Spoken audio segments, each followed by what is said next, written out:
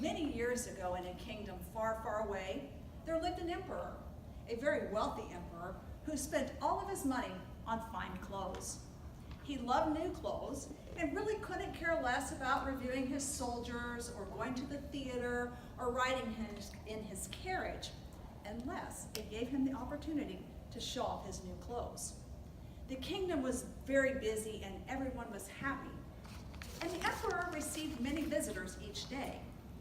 One day amongst those visitors were two swindlers who claimed to be weavers. They told the emperor that they would weave the finest clothes, the finest cloth, that they could make some new clothes for him. They had the most intricate designs and the colors, and the clothes would appear invisible to anybody who was unworthy of their job or a fool. The emperor thought, I must have these clothes. That way I will know who in my kingdom is a fool and who is unfit for their jobs. He paid these swindlers handsomely, provided them with the finest silk and gold thread, and sent them to the room where two looms were set up for them to begin their work. The weavers sat down at their looms and began to weave. However, there was nothing on the looms. These swindlers had taken the finest silk and the gold thread and put it in their bags. They worked feverishly through the night to get this cloth ready. The emperor didn't sleep at all, as he was very excited to see the progress of the cloth. However, he hesitated because he did not want to appear to be a fool or unfit for his job. So he chose his minister, the most trusted member of his council, to go over and check the progress. The minister walked into the room and he stopped. I can't see anything, he thought, as there was nothing to see. He wasn't going to let anybody know that he couldn't see anything, so he rubbed his eyes and he looked a little harder. At that point, the weaver said, oh, come closer, and see the patterns. They described the pattern in great detail, how they had come to design this pattern and the different, techniques that were required to create this pattern. The minister listened intently so that he could carry all the details back to the emperor. When he got back to the emperor, he did just that. He relayed every single detail and said that the fabric was exquisite. Now the emperor was really excited. Oh my gosh, he just couldn't hardly wait. However, he was still a little hesitant because he did not want to appear to be a fool or unfit for his job.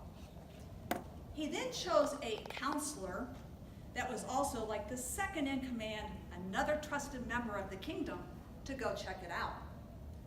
The counselor heads in the room and stops in his tracks, and he says to himself, I can't see anything. Of course, there was nothing to see. He wasn't going to let on that he didn't see anything either. And the weaver said, come closer, check out these colors. They're the most brilliant colors. The counselor agreed that, oh yes, they would set off the emperor's eyes. They were most exquisite.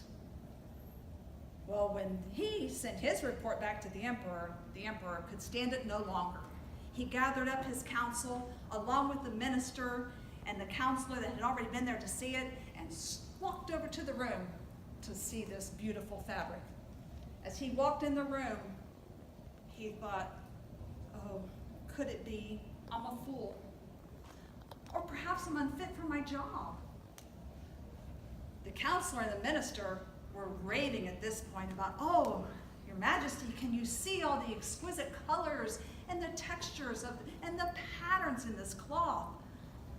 The emperor wasn't going to let on that he didn't see anything either, and he said, oh, it is the finest I've ever seen. I must have some clothes made from this fabric. He then decided the weavers had done such a phenomenal job that he would knight them Sir Weavers, and he gave them a cross to wear in their buttonhole.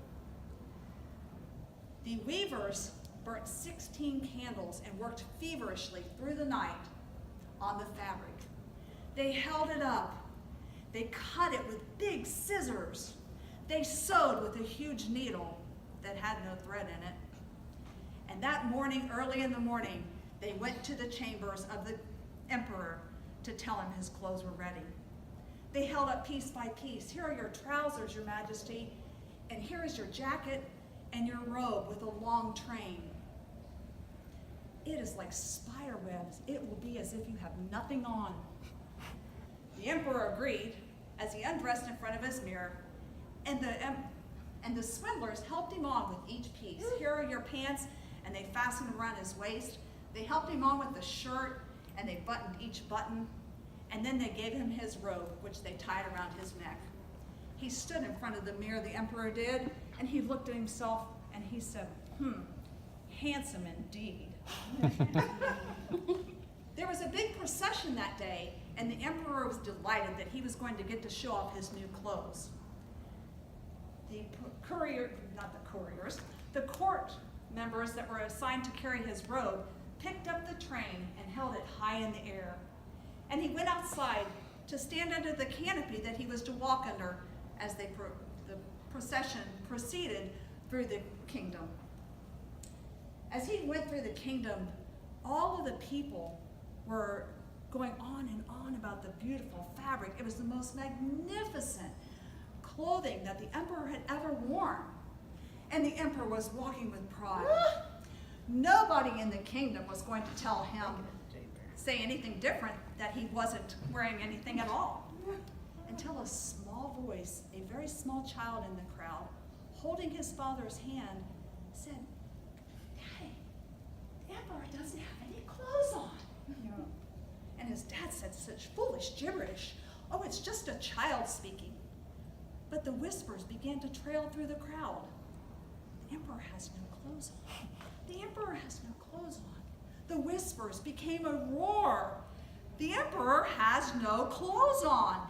And the laughter ensued. At that point, the emperor shivered a little and figured they were probably right, but he was going to maintain his pride and finish his procession through the kingdom, and he continued on, and his suitors held up the train to the robe that wasn't there.